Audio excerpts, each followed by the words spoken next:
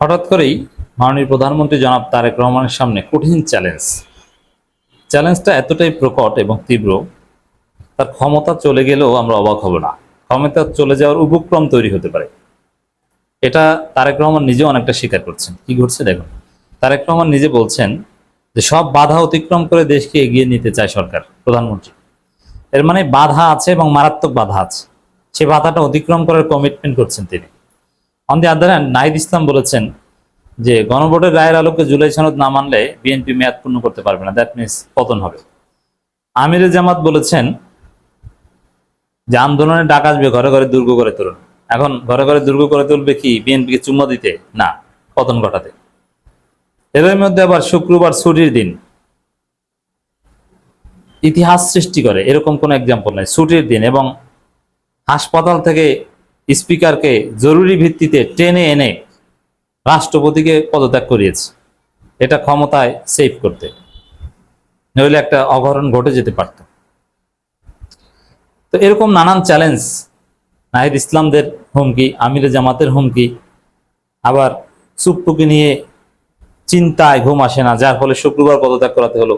এই পদত্যাগটা তো রবিবার হতে পারত। এবং আমরা যেটা জানতে পেরেছি যে শাহাবুদ্দিন চুপ্পু রবিবার পদত্যাগ করতে চেয়েছিলেন, তিনি শুক্রবার চাননি, কিন্তু তাকে বলা হয়েছে এবং স্পিকারকে ডেকে আনা হয়েছে যে না, শুক্রবারই, কোনো কথা নেই। তো এগুলোর একটা অর্থ হচ্ছে যে তারেক রহমান কাটার সিংহাসনে বসে আছে। কাটার সিংহাসন যে কতটা আনকমফোর্টেবল এটা তো বোঝেন, যে কোনো সময় কাটায় বিদ্ধ হয়ে যেতে পারে। আর কাটার সিংহাসনে অনেক সময় বসা যায় না, সিংহাসন ছেড়ে চলে যেতে হয়, যে না ভাই আমি আর পারছি না এখানে বসতে। এরকম একটা সাফোকেটিং সিচুয়েশনে আছেন জনাব তারেক রহমান। তো দর্শক, তার চারদিকে শত্রু, তার দলের লোকজন তার শত্রু। কিভাবে? তার দলের ইমেজে 12টা বাজাচ্ছে বিএনপির লোকজন। এই যে চাঁদাবাজি, ধর্ষণ থেকে শুরু করে নানান অপকর্ম করছে, এটা কারা করছে? এটা তো আর জিনভূত এসে করছে না, এবং নানান সিন্ডিকেট বাজি করছে, যার ফলে মানুষ স্বস্তি পাচ্ছে না। তো এটা তার ইমেজের 12টা বেজে গেছে, এই চাঁদাবাজটা বাজিয়েছে, নাম্বার ওয়ান। দ্বিতীয় হচ্ছে, সরকারের কোনো দুর্নীতি মোটেও কমেছে দেখাতে পারবেন? কোন রাষ্ট্রীয় প্রতিষ্ঠানে আগে আপনার ঘুষ ছাড়া কাজ হতো না, এখন কাজ হয় ঘুষ ছাড়া, দেখাতে পারবেন? না। আগেও ঘুষ ছিল, এখন ঘুষ আছে। পুলিশের কাছে আগে আপনি যেভাবে, বরং হাসিনার আমলে কিছু জায়গারও স্মার্ট ছিল, পুলিশ ফেসিস্ট ছিল, সব ঠিক আছে, কিন্তু তারপরও পুলিশকে খুব স্ট্রং করেছিল, যার ফলে কিছু কাজ দ্রুত কিছু সেবা পেতেন। যেমন মোবাইল হারিয়ে গেলে, অথবা একদম নন পলিটিক্যাল কিছু কেস খুব স্মার্টলি পুলিশ ডিল করতে পারতো। সেই সক্ষমতাও তো এখন পুলিশের নেই। এবং দালালদের দৌরত্ব তো হাসিনা আমলে চাইতে বেড়েছে। তো ওভারঅল পরিস্থিতির কোনো উন্নতি হয়নি, জনগণ স্বস্তি পাচ্ছে না, এবং দ্রব্যমূল্যের ঊর্ধ্বগতি তো আছেই, এটা নিয়ে কথা হচ্ছে না। এই যে গ্যাস সংকট, বাংলাদেশে এখন তীব্র গ্যাস সংকট, এটা নিয়ে বিরোধী দল তো কথা বলছে না, কিন্তু বাস্তবিক পক্ষে অবস্থা ভয়াবহ, কিন্তু তেমন কেউ কথা বলছে না। দ্রব্যমূল্য, আমরা তো সবকিছুর খোঁজ খবর নেই, বাংলাদেশে বাজারে যাওয়ার সুযোগ না হলেও সব জানি। আপনি একটু দেখেন তো বাজারে কি পরিমাণ দ্রব্যমূল্যের দাম, মানুষের ক্রয় ক্ষমতার ঊর্ধ্বে কিনা। ইনকাম 1 টাকাও বেড়েছে পারেনি, অথচ গত বছর যা ছিল তার চাইতে সবকিছুর দাম বেড়ে গেছে, কিন্তু ইনকাম গত বছর চাইতে বাড়েনি, পে স্কেলেরও খবর নাই। তো এই পরিস্থিতিতে অঘটন ঘটতে সময় লাগে না। এই যে গ্যাস সংকট, আবার আতঙ্কে বিশ্ববাজারে জ্বালানির দাম বেড়েছে, এই আতঙ্কে রাজশাহীতে পেট্রোল পাম্পে গভীর রাতে সিরিয়াল। এবং বিদ্যুৎ সেক্টর নিয়ে এক মহা তুলকামাল কাণ্ড চলছে। আদানির কাছ থেকে প্রায় 8 গুণ বেশি দাম দিয়ে বিদ্যুৎ কিনছে, সে কুইক রেন্টাল বহাল আছে। আদানির কাছ থেকে বিদ্যুৎ কিনতে হবে কেন? ভারতের কাছ থেকে তো আরো 4টা কোম্পানির কাছ থেকে আমরা বিদ্যুৎ কিনি। আপনি আদানির মধ্যে কি মধু দেখেছেন? ওই যে অলিগার্ক, ওই যে একটা সিন্ডিকেট, ওখান থেকে এখনো বের হতে পারেনি। তো এই ধরনের সিন্ডিকেট, এরা তো তারেক রহমানের 12টা বাজাবেই। তো দর্শক, এক বিদ্যুৎ সেক্টর নিয়েই সরকারের পতন হতে পারে। আমি জেনে শুনে দায়িত্ব নিয়ে বলছি, এক বিদ্যুৎ সেক্টরের যে দুর্নীতি, ওইটা নিয়েই সরকারের পতনের মতো অবস্থা তৈরি হতে পারে। একটা প্রশ্ন ফাঁস নিয়ে মোদির মতো সরকারের পতনের মতো একটা অবস্থা। তো একটা ঘটনাই তো পতন হতে পারে।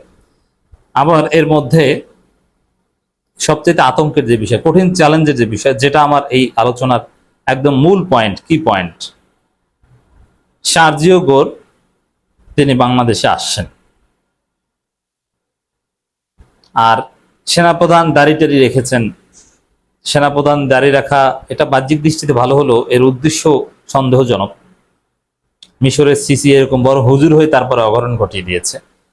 আর সেনাবাহিনী সবসময় যুক্তরাষ্ট্র বলয় বা ওই ওই চ্যানেলটা মেনটেন করতে হয়, কারণ এটা তাদের রুটি রুজির সাথে সম্পর্কিত। সরকার চীন বলয় যাবে আর সেনাবাহিনীও চীন বলয় যাবে, এটা সম্ভব না। সেনাবাহিনী মার্কিন বলয় থাকতে হবে বা আছে, তাদের মিশন বা এগুলোর সাথে জড়িত। এই জন্য দেখবেন যে পৃথিবীর যে দেশে সেনা অভ্যুত্থান ঘটে ওটা মার্কিন যুক্তরাষ্ট্রের মদতে ঘটে। তো সেই জায়গায় ওয়াকারুজ্জামান বাহ্যিক দৃষ্টিতে যতই ভালো কাজ করুক, তাকে কি আদৌ তারেক রহমান বিশ্বাস করেন? আপনি বলতে পারবেন বুকে হাত দিয়ে যে সেনাপ্রধান ওয়াকারুজ্জামানকে তারেক রহমান বিশ্বাস করেন? তো বিশ্বাস করার যুক্তিটা কি? কেন বিশ্বাস করবেন? Who is mister Wakaruzzaman? Mister Wakaruzzaman was appointed by Sheikh Hasina and relative of Sheikh Hasina. তো যে এবং যেভাবে দাঁড়িয়ে রাখছেন এতে তো আবার জামাত সন্দেহ হতে পারে। যেভাবে নামাজ কালাম পড়েন এতে কি বিএনপি মনে হয় না জামাত মনে হয়? তা আপনি একদিকে আওয়ামী সন্দেহ করবেন, আর একদিকে জামাত সন্দেহ করবেন, আবার ভারতের সেনাপ্রধানের সাথে যোগাযোগ। এতে তারেক রহমানের মধ্যে কোনো স্বস্তি নেই। আবার সার্জিও গোর আসছে, ট্রাম্পের বিশেষ দূত আসছে। কেন আসছেন? তারেক রহমান চীন সফরে প্রতিক্রিয়া আসছেন, এটা সিম্পল হিসাব। এতে তারেক রহমান ঘুম হচ্ছে না, কখন কি হয়ে যায়। আর মার্কিন যুক্তরাষ্ট্রের এই ধরনের হিস্ট্রি আছে। তারা একটা অভ্যুত্থানের পর, এটা আমরা পুরো মধ্যপ্রাচ্যে এবং আফ্রিকান কিছু কান্ট্রিতে আরব বসন্তের সময় দেখেছি। পুরো আরব বসন্তে স্বৈরাচারদের বিরুদ্ধে ছিলেন মার্কিন যুক্তরাষ্ট্র। তারা চেয়েছিল এবং তারা ফান্ডও দিয়েছিল যে আরব বিশ্বে বা এই মিশর, তিউনিসিয়া বা এইসব জায়গায় যে স্বৈরা শাসক আছে তার পতন হোক।